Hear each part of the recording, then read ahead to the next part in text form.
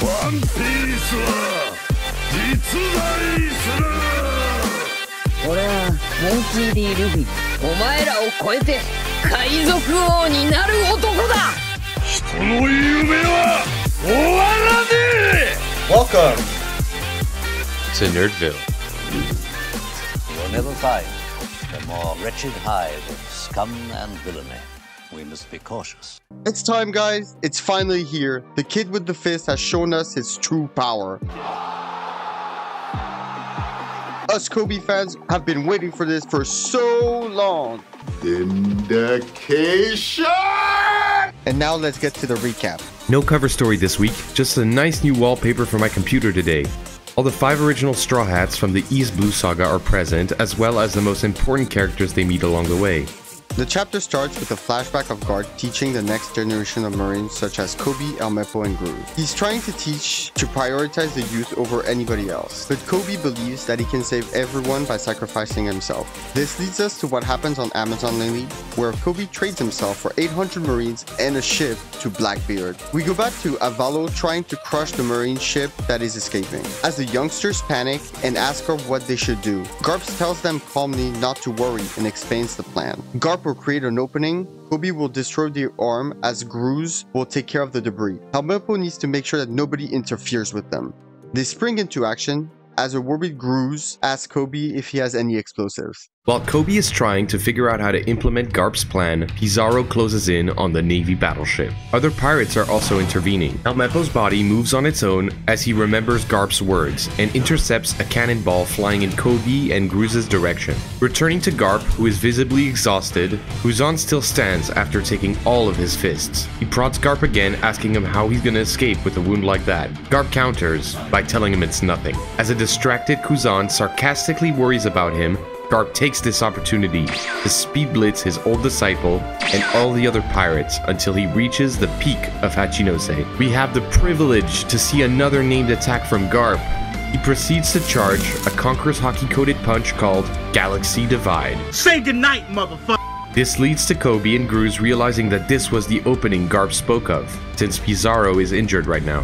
Prince asks him what he's gonna do, to which Kobyyy responds, "I'm gonna live up to his expectations," jumping towards danger like a frickin' superhero. Yes. Pizarro keeps whining about Garp and how that punch only pissed him off. While Garp is falling after his flashy move, he reminisces on a conversation about Kobyyy he had with Helmeppo during their training. Before proceeding with a flashback, we see all of the Hachinose pirates making fun of Kobyyy. As the flashback continues, Helmeppo begrudgingly answers Garp and explains that Kobyyy has been doing extra training. Garp is surprised by the information, as Helmeppo continues by saying that he doesn't miss a day and has been punching battleship bags until his fists are bloody. Garp smiles proudly. Kobyyy prepares for his attack as the pirates compare him to an ant. The young hero infuses his fists with black lightning hockey and delivers the honesty impact. A punch so devastating that the giant arm splits in half and Pizarro's physical body is slashed. The Marines are left in disbelief and cheering him on. goooo wonder where did that power come from. He proceeds to execute his part of the mission by releasing a giant clay web to stop the falling debris. Helmeppo catches his best friend midair, where he is amazed at Kobyyy's insane feat of strength. The Marines start celebrating their success and the birth of their new hero.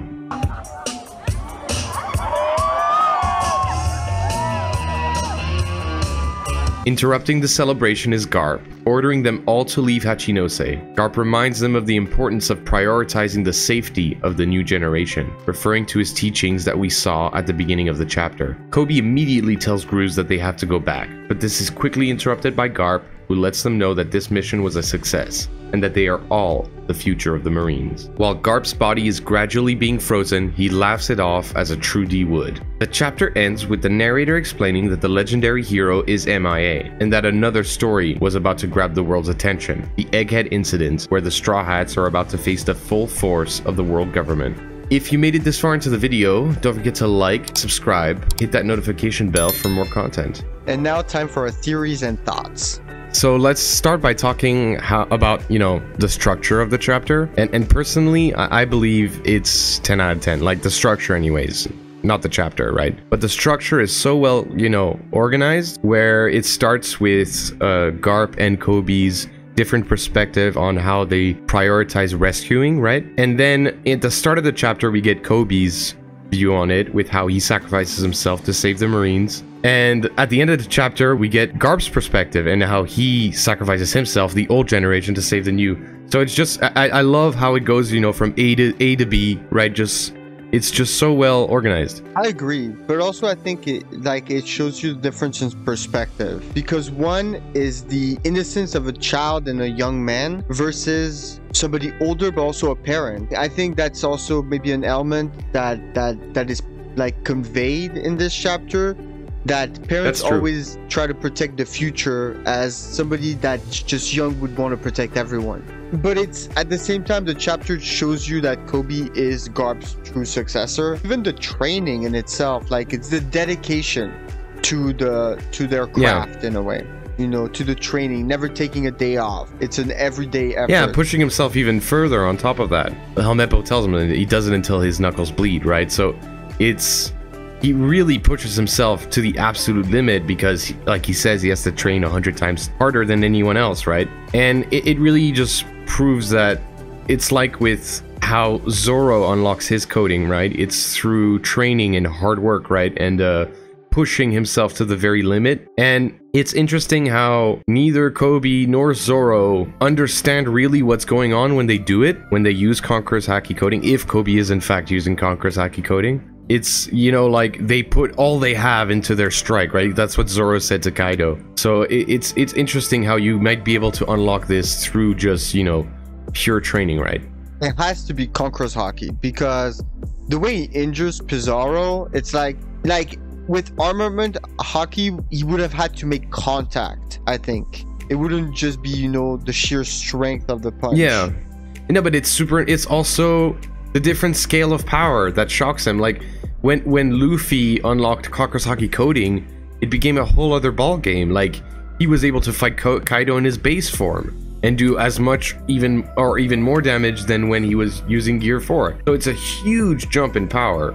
It's not surprising, if it is Conquerors, that the damage is so intense, right? Oh. And again, like, we've seen hints of Kobyyy having abnormal Haki, right? Like in Marineford. Oh, true. I mean, I don't think it's observation. I thought for the longest time it was observation Haki, but like, we've seen what it looks like, and what Kobyyy was experiencing. It's not the same. It is more closer, like, to the voice of all things, I think. Yeah. Like, he's hearing voices. He's not predicting movements or, you know, reading people's will or whatever observation is, right? Or perception. It's different. He was absorbing information, and that's what at least the voice of all things seems to be. What we see from Momo, what we see from Luffy and Roger and Oden, it seems similar to that. And Kobyyy, despite being someone who trains, right, it really feels like, you know, the Rock Lee, like what Naruto should have been, right? Through hard work and effort, he gets to the top, right? But clearly, there's something special about this kid, right? He pushes himself to the limit further than anyone does, because that's who he is, because he's special. And I think it's like, I want to talk to you about something. Do you think he knew about Garp's training, or did he just do it on his own? He saw, like, obviously they know about the battleship. You mean the battleship bags? Yeah, the battleship bags, yeah. It's just like, I don't know, like, it doesn't look like, if it's a known thing, it's like, why like, you would assume that other people would do it too, right? But maybe they just didn't understand the training, that you have to do it barehanded and not using Haki in a way, because that's the whole point, is to increase your base physical strength. And it's just, he just really embodies Garp. He is Garp as his essence. Yeah, and that's another reason why when he does use it, the Conqueror's Haki coding, if, like, again, it is it, right? That's why it's so powerful. It's because his base strength is so high. Like, is it that much of a stretch to think that just Koby's physical strength is comparable to Garp? It's possible now. Is that... It's possible. Yeah, right? Like, if you think of the battleship bags and how he pushes himself even harder than Garp did, because Garp was already probably, you know, a beast, right? Like Luffy and Ace and Sabo, they're whacking giant monsters and stuff. Like, Kobyyy couldn't do that when he was a kid, right? So he has to train way harder than Garp ever did. it leads to Kuzan, I think, and that's the perfect, I think, opponent to have here, because I think Garp, in a way, that was his, if you think about his first student, and I think he was hoping that Kuzan would be what Kobyyy is, in a way. But it's just Kuzan's personality doesn't allow it. Yeah. I mean, we talked about, like, last chapter, how he's much stronger physically than we previously thought he was, right? But I don't see Kuzan keeping up with the training every single day like Garp did, right? Because Garp still does the battleship bags. I don't think Kuzan does, given, like you said, his personality, right? He's laid back and chill like his fruit, right? So it's just not in his demeanor. But with Kobyyy, the guy who, you know, can't fall behind because he was such a weak kid, such a fragile kid, like, he needs to keep that up every day. Because, yeah, like you said earlier, he's like the true successor of Garp. Do you think Garp is gonna die, though? I think he's gonna die. I think it's the end of an era, and that he's gonna die. Yeah. I think he's going to die. I don't think he's dead. That's where I agree that I think he's going to die, but he's such a valuable prisoner, right? Like, and also there's that ice move that Aokiji used. He stabs him in the exact same spot where he was stabbed, or seemingly anyways, by Shiryu, and then he's gradually freezing all over. It feels like what, you know, Kuzan did against Sol, Ice Time Capsule. It wasn't that move, I don't think so, but it's similar. Like, it's it's gradually creeping up on him, and Sol is alive. So, and Time Capsule means something that's going to be reopened, right? At a later point in time, correct? So that's where he didn't say it was that move, right? But it looks kind of similar, and yeah. And even though he feels like he's dying, like even Garp, he would be happy dying right there, right? He'd be like, Koby's here. He has fully taken on my mantle. He's the next hero. I can die in peace. And I've set up a fire under my my little proteges, right? I mean, it's still like, you know, that parallel to what Roger and Whitebeard did, which was like giving extra motivation to the next generation, and that's Garp's moment to do that for the Marines. Also, all those, you know, people that know about the God Valley incident are just, you know, going away slowly but surely, and that's like, for me, I hope that Oda dives into it a little bit.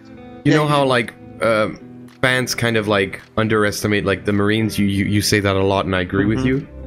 And I think it's mostly because the Marines didn't have a Garp anymore, right? Because I don't know a single One Piece fan who thinks like, oh, Garp, he wasn't that tough, right? Like, not like knowing what we know from God Valley, right, and stuff like that. So having this, like, Smoker felt too far behind Luffy, right? And we haven't seen the Admirals in action for a while. So getting this, you know, rival, this, you know, Garp person for Luffy, now he has Conqueror seemingly, like, that's something that, like, that I'm excited for. To have Luffy, you know, have someone that can chase him and that can effectively, you know, I don't think Koby's as strong as Luffy right now, I'm not gonna lie. It's like with the Zoro thing, Zoro's strong, but he hasn't mastered coding. Luffy mastered coding instantly. So, like, it's a completely different story, right? Koby's gonna get there quicker than we think. Because yeah, for sure. Like with Zoro, I'm sure by now he's mastered it, right? It's not even. Or he knows how to call on it. It's not even that for Kobyyy. I think with because of the fact that Garp is MIA, he's gonna feel even more the responsibility to get it right. You know, the pressure. Because there's no more Aokiji. Sengoku is what he's doing, and it's like you look at the bunch of admirals you have, and the only one you can really look up to in a positive way, I think, at this stage is Fujitora. Yeah, Fujitora is the good guy amongst the admirals. Because Green Bull is a fascist. Akainu, I mean, he's also kind of fascist, but he's more of a justice kind of guy. And then you got Kizaru, who's just a yes man, right? He just does what he's told. Exactly. It's too bad we don't have Smoker more prominent in the story. Like, he was, but I understand, like, Smoker was here to fill in Koby's role until Kobyyy was ready, right? That's how I feel. It's just unfortunate because they made it such a central part of the Star story, and even when we first went back to Punk Hazard, it's an essential part of it, and it kind of just fades away. And I don't know why, because he has all the potential to get there. I think we're setting up for a God Valley 2.0 with Kobyyy, Luffy versus whomever they deem is the final boss. Well, it'll be Blackbeard. No, because it could be. No, it could be Emu and the Five Elders. Yeah. It would be very Roger. It would be the Roger Garp moment. No, but I hope we get a moment like or instead of getting that in the manga. No, this is my prediction. The next One Piece movie, you're going to have Kobyyy and Luffy fighting the big enemy together. I'm sure of it now. Well, let's wrap it up with the last element, which is the two main storylines. So we kind of covered Egghead. I mean, we covered Garp. I'm so psyched to go back to Egghead, man. I mean, Luffy's about to do something crazy. That's my feeling. No, but not only that, man. It's just Egghead is so all the Straw Hats, but Egghead is so creative and vibrant and interesting, and there's Vegapunk, so there's always information reveals like. No, there's this whole thing with the Marines, right? I wouldn't be surprised if you have a couple of Straw Hats that win a 1v1 against a Seraphim. That's what I'm thinking. Ooh, yeah. Like, I remember they had trouble against that Jinbei Seraphim, But you have a couple of, you have all the heavy hitters. Like, can Zoro, Sanji, and Jinbei take care of one? Yeah, I think so together. Probably. And can after the other ones maybe get another one with a group effort? Like, you put Robin, Frankie. What is usually their pairings? Like Robin, Frankie, Brooke, and then you put Chopper, Nami, Usopp against another one and just see what happens with them. Or you could just, put Frankie with like Nami and Usopp and put Chopper with Robin and Brooke. Usually that's how it's going to be structured, right? You get your duo trios, like it's pairs or trios of like the main Straw Hats, and then the heavy hitters on their own doing their thing. Well, yeah, for sure. Takes care of Saturn, obviously. Yeah. I mean, we still don't know what happened to Bonnie exactly after she saw Kuma's backstory, which was he became a vegetable. Tough to watch. Yeah, I mean, I get it. Like, damn, that was rough, man. No, she's a vegetable now. It's over for her. And yeah, Vegapunk with York, who's with York right now. Yeah. So. All right. Well, we're gonna wrap it up for this week's chapter, guys. Hope you enjoyed. Thanks for watching. Don't forget to leave a comment and leave your thoughts and tell us if you agree or disagree. We'll be very happy to see how you disagree and try to respond. And yeah. See you next time. Peace out.